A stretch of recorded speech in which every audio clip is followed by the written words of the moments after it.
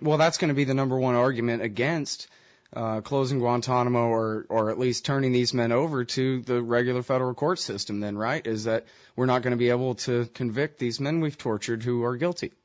That's right, and I think in a lot of those cases we'll wind up turning these people over to, other criminal justice authorities. Yeah, the American Empire Egypt Division. Have them hold them for us. Yeah, I'm not so sure Egypt is one we'll turn them over to, but, countries we cooperate with where we get some assurance that we can believe that they won't be tortured. But, in part, remember, the United States has its interests and it has its criminal justice process. Most of these people were not active or involved in things dealing with the United States. I mean, most of the people we grabbed in Pakistan and Afghanistan and a few other places.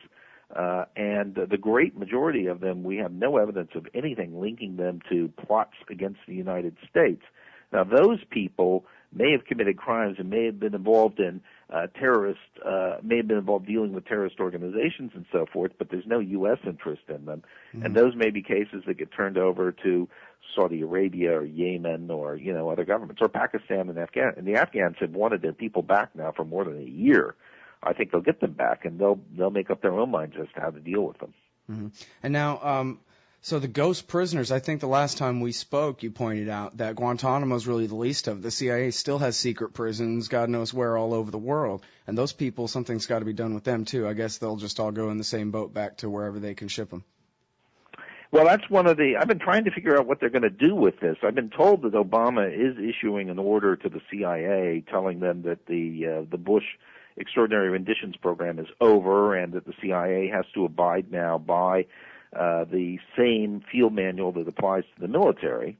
But what to do with all the black sites, I can't get any information from them about what they're going to do there. I mean, I know that the existence of the black sites is very, very sensitive because, of course, the U.S. doesn't want to embarrass foreign governments that cooperate with us, like Morocco, Tunisia, Egypt, for instance. They're very, very closely tied to us in these programs.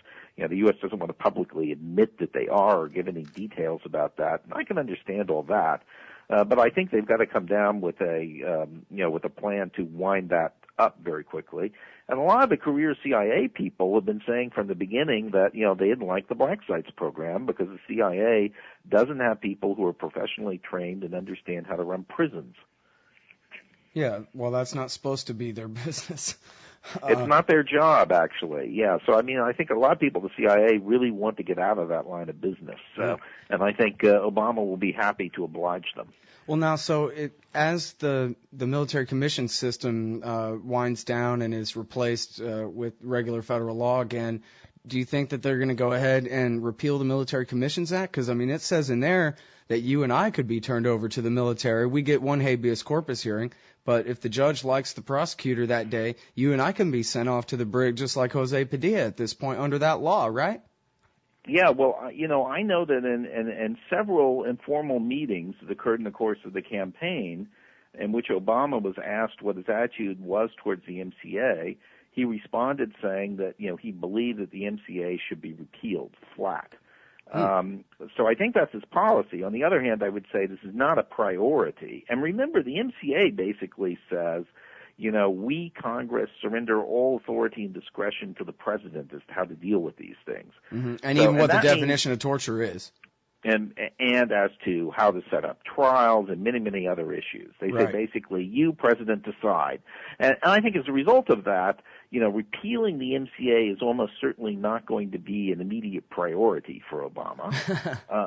Because, he has authority to deal with it however he wants to under the terms of the MCA itself. Right. But I think sometime before he leaves office, he's going to probably take some steps designed to address its abuses. I think one of the most dangerous ones is, what it says can be done with U.S. citizens. I think we're going to see that changed. Yeah. All right. Well, listen, I can't tell you how much I appreciate your advice to this show yet again. And I look forward to talking with you and keeping up on further developments on this subject, because whether it's the new administration or the old, I'm not going to forget about these crimes. Well, absolutely. You're with me. And enjoy life out there in Los Angeles. Well, I love it so far. Thank you very much. Okay, take care. All right, take care, Scott.